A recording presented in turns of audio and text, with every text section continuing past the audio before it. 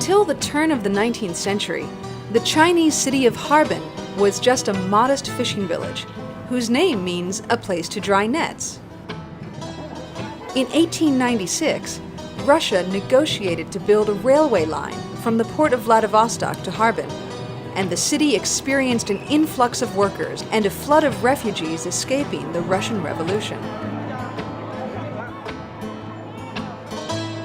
These émigrés have given the Chinese city a distinct Russian flavor, best experienced by road-testing Harbin's cross-cultural cuisine.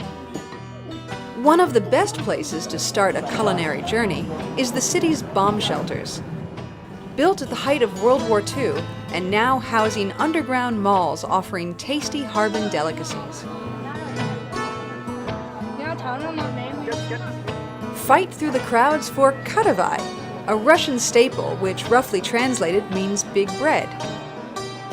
These giant round loaves can weigh as much as 6.5 pounds and are presented to the bride and groom in Russian weddings as a symbol of prosperity.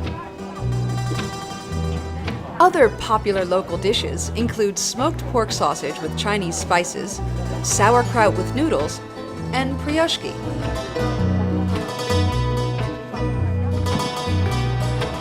These days, there are few Russians walking the city streets of Harbin, but their rich and colorful legacy remains in Harbin's architecture, food, and of course, its love of vodka.